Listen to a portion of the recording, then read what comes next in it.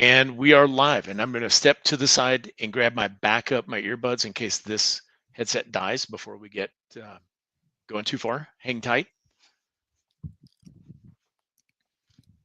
Hey, and if you're just joining us, we've got Sid Graff from the huge, was it conference or convention?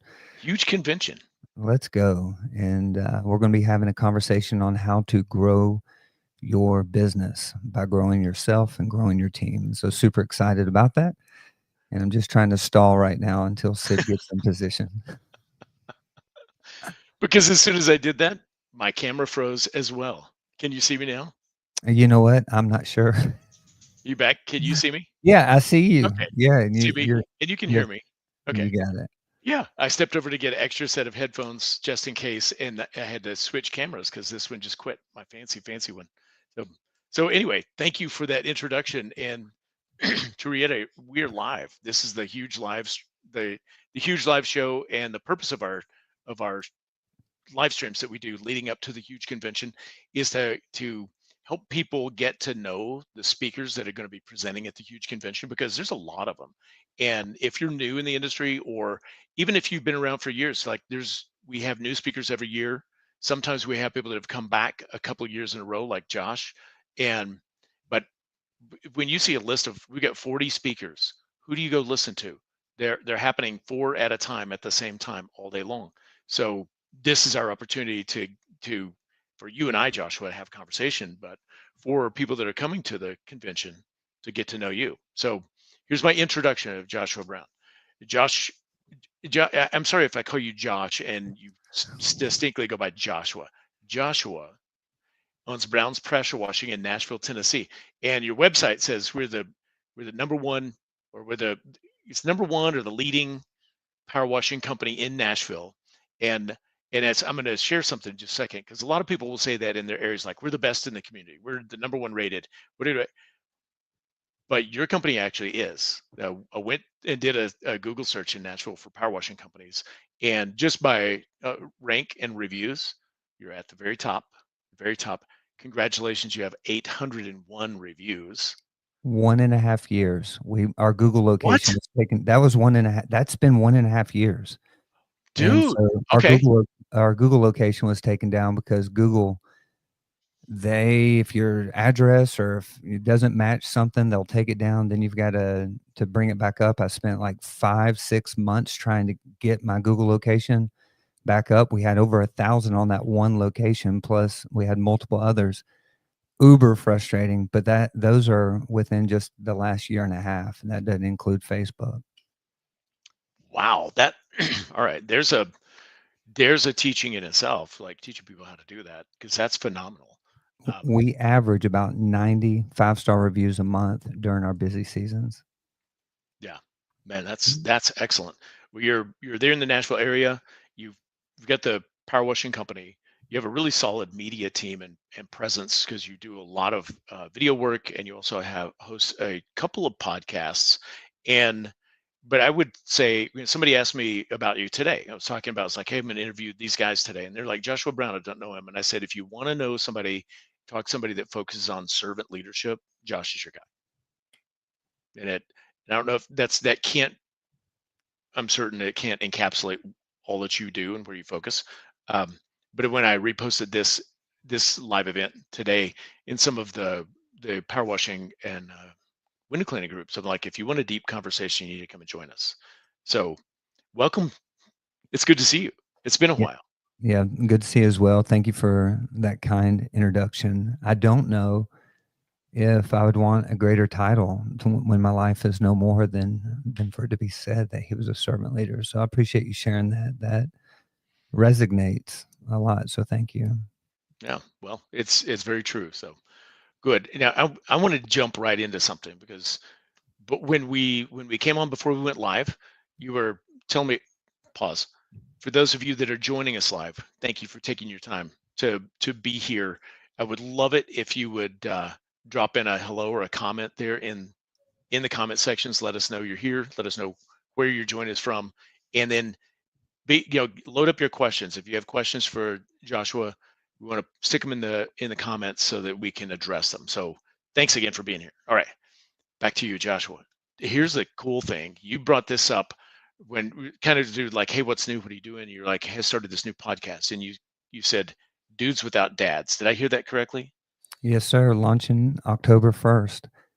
Okay, dip into that. Like, why is this important? And why is it important to you to dudes without dads? What's it about? Well, there's a handful of reasons. My brain works in frameworks, and we all have a general purpose, and then we all have a secondary purpose. Once you understand what your primary or general purpose is, you can move to your secondary purpose. Our secondary purpose is connected to story, skills, and proximity. And so, if you want to know what you're supposed to be doing in this life, you got to get real comfortable, real naked with your story, real comfortable with it. And then once you come to grips with your story, you start assessing your skills. And once you start really evaluating what you're great at and what you're really bad at, and then you start asking the question, what am I in proximity to? Where am I at? Where has God placed me? You then get to a place of saying, hey, how can I make the biggest impact with my life while I'm still here on it? And for me, it's this pet project of the Dudes Without Dads podcast, teaching men how to be the dad they never had. And I'll just give a quick example of this, and you can dig in here in a second. But there's a singer named Brandon Lake. His father's name is Mac Lake, and I was at an Airbnb with Mac and his family. And when I saw, man, I promise you, Sid, if you could have been in the room, the way that Mac, as a husband, treated his wife was to a level I had never seen before. And I was like, that's what it looks like to love your wife. And for me, I only have the ability to give what I have. And what I have is what I've learned from the examples around me. Yeah, And growing up as a drug dealer, pothead, high school dropout, dad offered to pay for my abortion. I didn't see what it looked like to be a phenomenal husband. But when you start hanging around dudes that lead and love at a high degree, it makes you want to be a better husband. Well, when we get into this conversation of fatherlessness or dudes without dads, America leads the globe as it relates to single family homes, and the lack of a father is like disappeared. And so, what is the greatest need inside of our societies? It's examples of what it looks like to be, in my opinion, a servant leader as a husband, as a father, and as a man. And I believe our kids and our lives all get better when we learn how to lead and love better as a father, as a husband, and as a man. So that's what the Dudes Without Dads podcast is going to be, equipping and sharing stories. And I've built some incredible relationships with incarceration programs, Men of Valor, Celebrate Recovery, where we're going to be sharing the stories. Did you know that 90% of dudes that are in prison right now have a fatherless story yeah, where there was some father wounds or there's no dad whatsoever? Could there be a connection between father wounds, identity, addictions, and legacy? I think so. And I want to share those stories. yeah, yeah, for sure. Like if you go deep on a like in a biblical perspective, it's like the family unit was where the truth of the word was shared from parent to child. It's like that's where you teach your children. Like if you go Old Testament, this isn't a Bible show, those of you join us, but this is just something that you'll find within service industries, a lot of Christians because we want to serve. But with the Old Testament says teach the precepts in the law unto your children, and it says teach diligently. And if you ever look at that word diligently, the Hebrew word I can't bring to mind right now, but it means to rub in with repetition. And it's like when you wax a car, you add what you rub. The more you rub, the more polished and sheen it gets. And it's the same thing with like if you have kids, Joshua. A Um, bunch. a bunch. And I've got four boys, and you swear you teach them and you tell them and you tell them and you like this goes on for years. Sometimes you're like, did they ever? Are they just deaf? I don't understand. But you repeat, repeat, repeat, repeat, and then one day it clicks. You're like, oh my gosh, they finally got it. But if you don't have a father figure, if you don't have a father, you don't have someone to learn by example from. It's there was an old poem called um, "Sermons We See." It's not the words, it's the deeds, and you see it in that consistency. But anyway, so that's the project is exciting to me. Is that part of your background, the dudes without dads? Are you like I didn't have much of a father action going on when I was a kid. Yeah, 100%. And the more that you dig into this conversation, I said something real quick at the beginning, but I do want you to process the angle of it. And even if you did have a dad, there's father wounds that our dads give us, whether they're distracted or addicted or they're not even present. They're there, but they're not there. They're not intentional. Like how many dudes and ladies have never heard, "Hey, I love you. You're valuable. You mean something. Your life matters." If you grew up without that, you grow up with what's called father wounds. Father wounds create every time identity issues. Identity issues create addictions, and those addictions create legacy issues. And if you look at what's the problem to solve, why not solve that problem? Why not use your business as an opportunity to mentor and to love and to coach young men or young ladies that come into your company? That's, in my opinion, what many dudes are looking for inside of a boss or an employee. They're as a employee. They're trying to find someone to look up to that can show them what it looks like to be a godly man, husband, and father. Oh gosh. Okay, I'm gonna share two quick things. Um, just related to that. So 2 years ago, wasn't a formal meeting with my team, but there were five of us, five of my employees hanging around with me after work. We're talking about something, and one of them mentioned that she had lost her dad when she was 3. Like her dad died, and I don't know this how, but so she has this big gap in her life. She needed a father figure.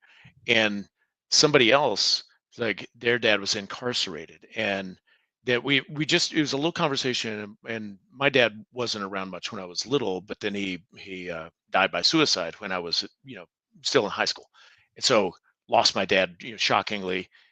But I realized I had 11 employees, 5 of them had lost their father or didn't have a father, and it struck me, and like that's my role to these young men and women, is to be a man that is an example of what a man or a father should be to these young people. And it surprised me, because I just thought I was teaching them how to do better customer service and how to win friends, influence people, and understand how to run a business. And it was like, no, this is a big it's a big deal. It's a lot of responsibility, not in a heavy way, but in a like a joyful responsibility. Yeah, chances are if you're going to grow your business, you're going to grow with individuals that have wounds, identity, and addictions. And if you, and this gets into our conversation on build your team, build your business, the farming system blueprint is what I'm going to be teaching on at the huge convention. But if you get into this, everyone needs a model of what it looks like to be faithful at XYZ. And then as a business owner, you first have to learn how to lead yourself. And I know you're not asking for me to go into a little bit of the content, but But yeah, there are things we have to figure out. And until we figure that out, we're going to continue to produce awake wherever we go. And our goal is to be the healthiest version of ourselves, where we're showing up not to take from others or to get the most out of their production, but to honestly, to your point of the beginning, is how does it look like to serve inside of a leadership position? Because everyone that we see, there's famous coaches and influencers that teach, you go do this and you take that and you kick down that wall. And it's like, that works for a little while, but it doesn't work for a long haul. If you had to be a betting man between the Roman Empire or Jesus Christ on who we'd be talking about today and who lived, you would not pick the Roman Empire. I mean, you would pick you the Roman you picked Empire. Roman Empire. Yeah, You yeah. wouldn't think that the dude who laid his life down for his friends ended up making the biggest impact for their lives. Yeah. And so when I think about, hey, how do you be a great business owner? It's learning to just lay yourself down and practice some good forgiving and grace habits so you can be the best version of yourself wherever you are. Oh, that's cool. That's really cool. So you've got a deep background in leadership development. You've worked with a lot of young men and young people to help them level up themselves.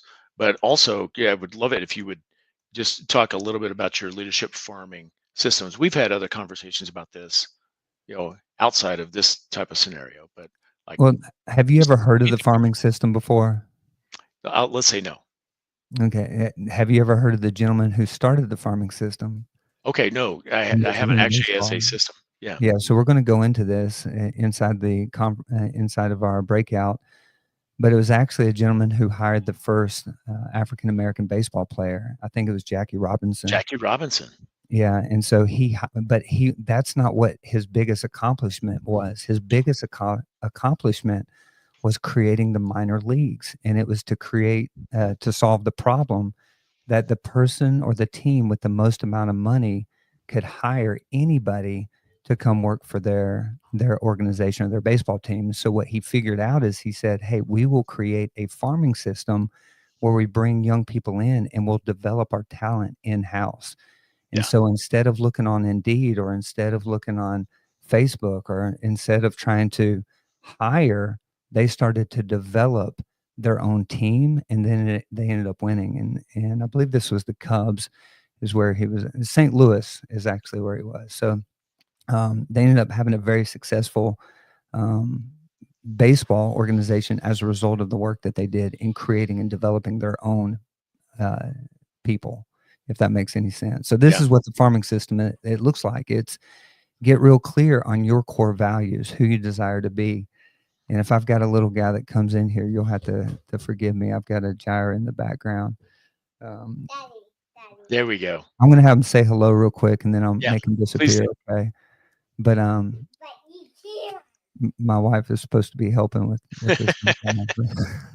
Are you magic? You just said you can make your kid disappear. He Are just you? ran out because my wife showed up. Um, but where was I in that conversation? I'm sorry. You said that you've got to have a lot of clarity on your Oh core yeah, on who values you are. to Yeah, start the farming system. yeah. Uh, I'm going to open up with this conversation that you teach what you know, but you reproduce who you are. Hold it, just pause there for a second. Now repeat that, because that's better than a bumper sticker. That's deep. You You, teach what you know. but you reproduce who you are.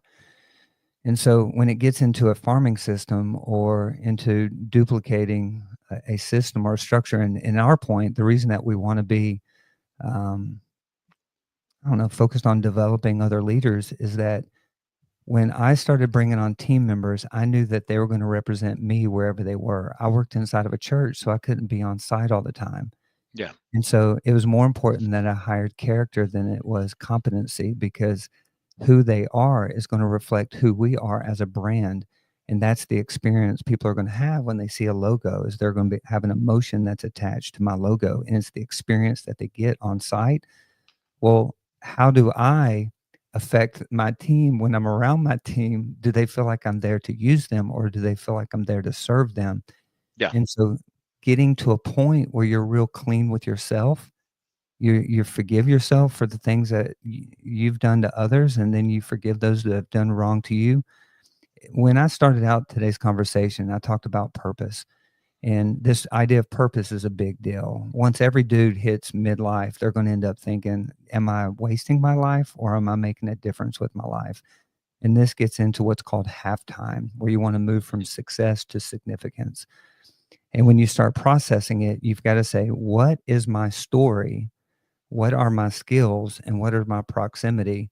Your story is something you can't run from. And the more you run from it, the more it's going to attack you and destroy you and make you a not a great person to be around. And so when you think about being a husband, when you think about being a father, when you think about being a friend or I don't know what word you want to use. I don't like the word employee, but a team member, your team is going to experience all the baggage of your past unless you deal with your past. And so when we talk about reproducing who you are, what are the experiences people have when they're around you 5 years ago, 10 years ago, 15, 20 years ago?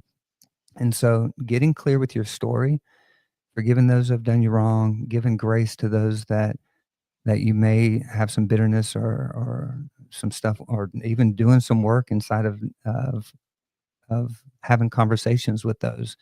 Unless you deal with your past, you're going to repeat it And the thing that you hate, you will become and reproduce it inside the lives around you. And so but you can't change anybody else's issues unless you first work through your own issues. And that's how you make the greatest impact inside of, in my mind, your society or inside your business or inside your home, is you show up to serve, not to be served, to make up for something that's happened in your past. Does that make any sense? That makes a lot of sense. And so I mean, it's why you see scenarios where somebody's got, their grandfather was abusive, and then their father was abusive, and then now they were abused, and then they're abusive to their children. You're like, better. This is not a World War I veteran that was shell shocked and in the meat grinder of the European theater and came home, destroyed, but they didn't know what PTSD was, so he beat his wife. This, like, we know that is not okay, and that is not, like, you can change that behavior, but why does it not change? Usually because you recreate what you are, and it Yeah. keeps going. uh, to your point on the leadership and the expectations of, the leader to the team, who's there to serve who. I'm sure most people are familiar with Gary Vaynerchuk, and he's very pointed with, they have 2,000 employees, and he goes, they're not there for me. I'm there for them. Like, I'm their employee, or like, I work for my team. My best, you do it for your customers. You go out of your way for your, if you've got a great customer that pays you 10 grand to wash all their stuff and hang their Christmas lights and all that, you'll like clear the schedule for that guy. That's how, just use that as an example. You to your employees, like, they're your priority. Yeah. And why, and we don't always treat it that way. So that's Yeah. very insightful. So let me use a little bit of framework that we're going to be talking about in the farming system, and it's called call, train, send. And if you're trying to create a farming system, you want to know who you're going to call, who you're going to reach out to. And you kind of see this inside of Jesus's leadership. And basically, he, inside of the marketplace, he saw someone on a fishing boat, he saw someone underneath the tree, and then he invited them to come and follow him. And when you see great people in other positions, whether it's at Chick-fil-A or inside of a different organization, you'll be surprised who will jump onto your team if you invite them to be a part of your team. Hmm. But the first thing you have to do is you have to call them. So in order to create a farming system, you're not looking on Facebook, you're not looking on Indeed, you're not hiring another organization to bring it in, bring people in. You yourself are looking for the character of people inside of your proximity wherever you are, and then you're inviting them on. But you have to get clear what type of character you want to have. So for us, our core values are humble, honest, hardworking teams. And so we know that we're looking for people that aren't prideful, they're humble. We're looking for people that are honest, they're not liars. And we're looking for folks that are hard workers, because this is not fit for the lazy. And then in the same way, you don't want a spouse or you don't want a child that lies, that's prideful, and that's lazy. Like, that is the exact opposite of what you want. But most people's teams on talent, like, I meet many business owners and they're like, this is all there are inside of our city. And I'm like, no, you're just not in the right spots to pull from. And so if you want certain type of fish, you got to go to certain type of places on the lake that the fish live. And Yeah. once you've identified your fish, you know what type of bait to use, what type of lures that you can end up inviting them to be a part of your team. But the character that you want to see isn't going to jump into a boat if they don't see the character that they desire inside the person that's inviting them onto the team. Does that make any sense? Yeah, that makes perfect sense. There was the first year I went to the huge convention. I think it was 2016. It was in National Harbor, and I'd been in business. I'd been a hustle for 20 years. I'd never been to an industry event, and I didn't know a single person. But I had an objective. It's like, I want to meet serious-minded business builders because my business was stuck. And Brandon Vaughn he taught, and his topic was how to hire fiercely loyal employees. And I was like, even the title made me so uncomfortable. And messed with my head because my believing at the time, or my mindset was, why would anyone want to work for me? It's just window cleaning. I mean, it's just a dumb job. Like blah, blah, blah. It's not even skilled. It's just a thing. And one of the key components of what he taught, and that I've just have pursued since then, was if you want to hire A players, you need to have a company and culture where A players want to work. You Come got to on. have the right bait on that hook so Yeah. they want to be with you. Yeah. And Let me share. you're spot I'm on. sorry. I'm sorry to interrupt you. It's just so Yeah. important. 83% of individuals that currently have jobs are disconnected from what they do. Wow. 83% of folks who currently have a job are disconnected from what they do because they don't know what a win looks like. They don't feel like they're valued, and they don't feel like the people that they work with really even care about them. If you can create a culture that really identifies and addresses that, you can create something beautiful inside of your city, and inside of your business. And 83% means this: there's 83% of the people that have jobs right now in your area that are looking for you if you create this for them. And so with Browns, our mission statement is not to be Nashville's number one pressure washing. Our mission statement is to call, train, and send everyday disciples into the marketplace. That's our mission statement: to call, to train, and to send everyday disciples inside the marketplace.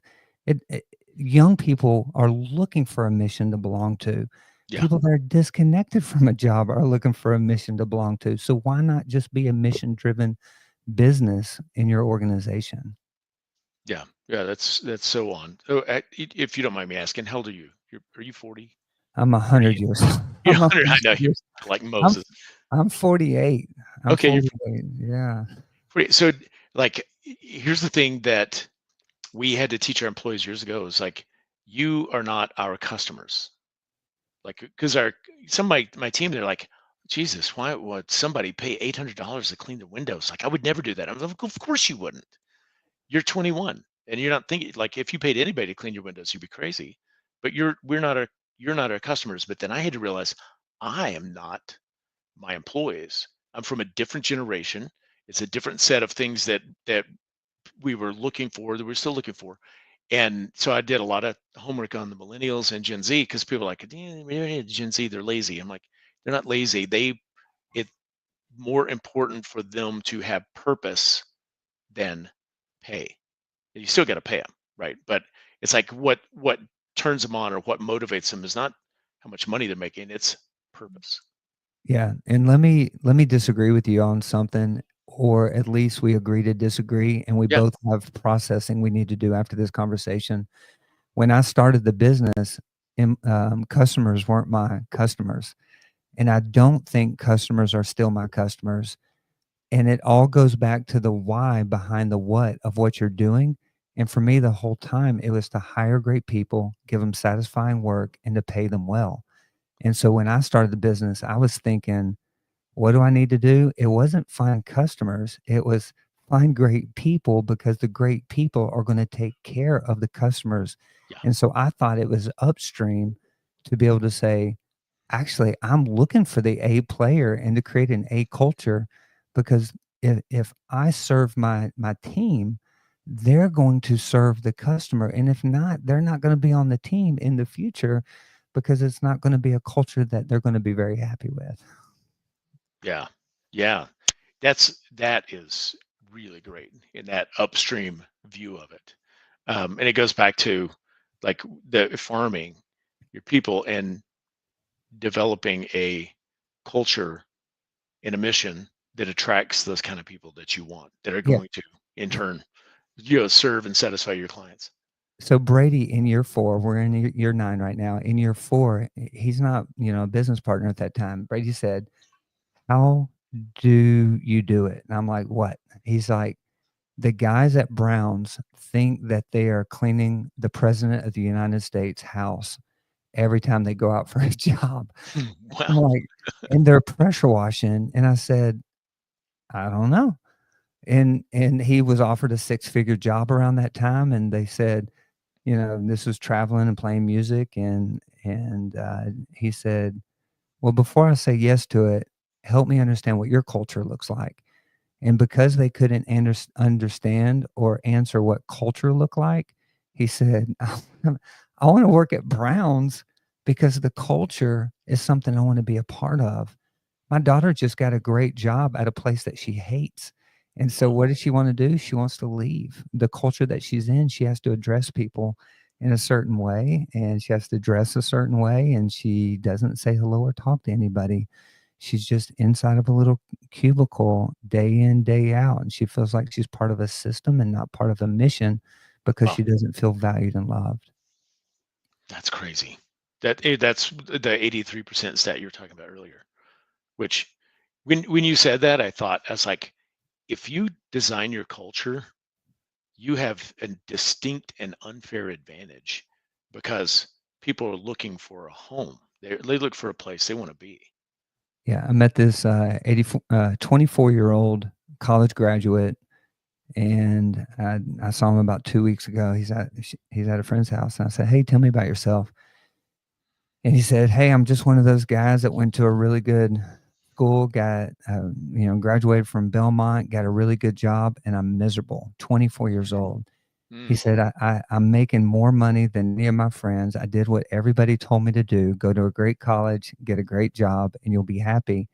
And he says, "I really think I'd be more happy if I was making a third of what I'm making, teaching kids how to scuba dive off the coast of, and name the coast." And I'm like, Cozumel or someplace. Yeah. yeah. And I'm like, Ah.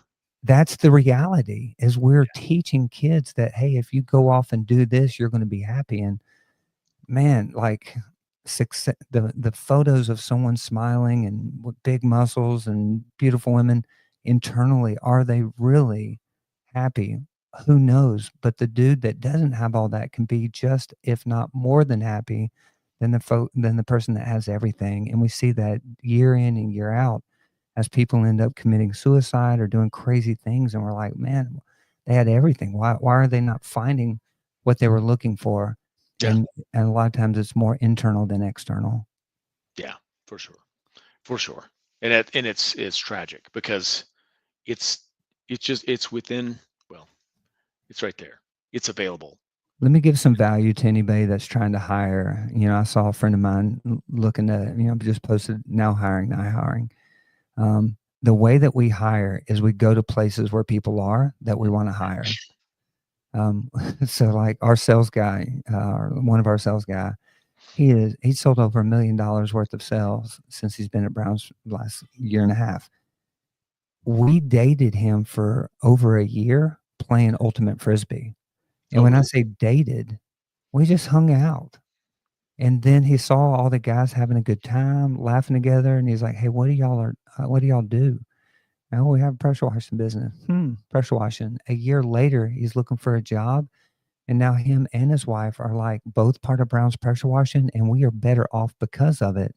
Hmm. So, from ultimate frisbee to, working out to get outside of Facebook, get outside of social media and go where people are and just build relationships and enjoy wherever you are. And you're going to create a farming system. And I've got our areas that we would end up pulling from, and friends bring friends, which creates this farming system. Is once you bring in A players, they're bringing all their A players with them, and now you're not looking to on Indeed or Facebook to solve your problems. You're basically looking to friends invite friends. And I've had, some of our new team members this year said, "Hey, let me know when we're hiring. I've got a guy that I want to bring on." Yeah. Do you ever, or have you hired someone because they're the right character, the right type of person, even though you didn't need to hire anybody at that time? You're like, I'm gonna bring them in now and I'll find Yeah, something for them to do. Yeah. our operations manager, he could work anywhere and he chooses to work for us. Officially came out of the field and now oversees and serves the team. His dad called me 3 years ago and said, "Hey, my son's coming out of Teen Challenge from Florida." He was running Teen Challenge and he graduated from Teen Challenge, ended up running it. He says he's looking for a job. "Are you hiring?" I was like, "Dude, we are set." I said, and so here's my language. Okay. I know what I'm looking for. I said, "Does he love Jesus?" That's my question. Does he love Jesus? And he's like, "Man, he loves him." He's like, the dude has a little guitar and he's like 30. He sings out to Jesus. I'm like, okay, let's bring him in. Brought him on. He ended up becoming our best technician and now oversees our entire development process of every single team member and technician. And Yeah. it was bringing on somebody that represented the character that I was looking for. Yeah. I love, excuse me, what you're teaching and what you do in a lot of ways. But one is, a lot of times as a business owner, you find yourself shorthanded and you hire out of desperation. You're like, I just need a body to carry this stuff and do that.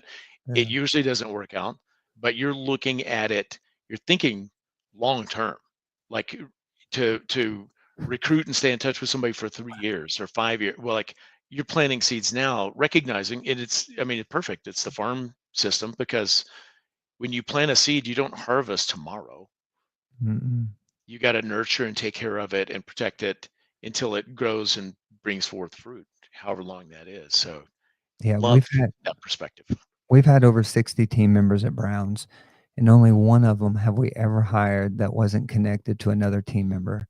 Mm, And the one that we did, ace, ace, ace, ace. He's helping with the Dudes Without Dads podcast. He's best technician, just started this year. Man, he represents every single thing that we're looking for. And he just saw one of our, our desperations of trying to figure out, okay, what are we going to do this year in March, April? Trying to think, we got to hire 4 new techs ASAP. And our ads on Facebook, which when I say ads, my post on my page says now hiring missionaries, make an impact while making an income. I believe that wherever you are, you have the ability to make the difference inside the lives around you. And that's my definition for a missionary. It's missionary. someone that goes Yeah. out and serves the people around you. It's not somebody that says, hey, if you die tonight, do you know where you're going to go? No, it's a person that takes off their outer garments, gets on their knees and washes the people's feet. And so, whatever somebody has when they think of Jesus or missionary or pastor, man, let's change that to a servant, not someone that's there to be served, but someone that comes to serve. Yeah. Well, I couldn't agree more. And I'm delighted that you're going to be teaching again at the huge convention this year. And I always look forward to seeing you. When we see each other at Mastermind, we get to spend a little more time together than at the convention because difference of 40 people in a room or 1,800 people in a room, I might get only the opportunity for a high five and a hug, but I look forward to it. I look forward to seeing you there. Yeah, you're a unique human being. You have great giftings, and I appreciate just being able to call you a friend. So, thank you for having me on the show today. If there's anybody that listened to this today and you're interested in sharing your story on the Dudes Without Dads podcast, shameless plug, love for you to reach out to me on Facebook and just send me a message. Can they get to you through this website, Pressure The Washing Pastor? pressurewashingpastor.com is anybody that wants a free webinar on how to start and scale. And I'll answer some of your questions. And then from there, we'll do a market analysis or I can invite you into a coaching or boot camp and things like that. So that's how you get all the pressure washing stuff. Okay. But I feel like more than pressure washing, people really want to make a difference in this life. And I think when we share our stories, we impact the world around us. And that's why, we're doing the Dudes Without Dads podcast. Yeah. Dudes Without Dads. I'm just going to put it out here. And that launches on October October 1st. 1st. Yeah. Yeah. Yeah. Make sure to check that out. That's really interesting and deeply valuable because there's certainly such a need in the world. Well, I could carry this on for a long time. I have 4 more things I want to tell you about, ask you about, talk to you about, but we've got to land it and close it off. So thank you again. Thanks for spending time with me. And it did not disappoint in the sense that I told when I reposted, I'm like, if you want to go deep, like this is not going to be a surface level conversation. Come and join Joshua um, today, and thanks for being the guy that we can talk about things that are meaty, not needy, meaty, and have some depth and some perspective and principle based. So thank you. Yeah, I appreciate it. And Sid, I look forward to seeing you in the near future, just Yeah, in less than a month. I'll see you in 3 weeks. 3 weeks from today is the pre-show classes. So we're getting ready to go. Awesome. And I'll be in my breakout if anybody wants to chat with me beforehand, or I'll be outside the door anyway. If anybody wants to chat beforehand or after, I'll make myself available to you. Perfect. Well, thanks again, Joshua. I'll talk to you real soon. Okay. All right.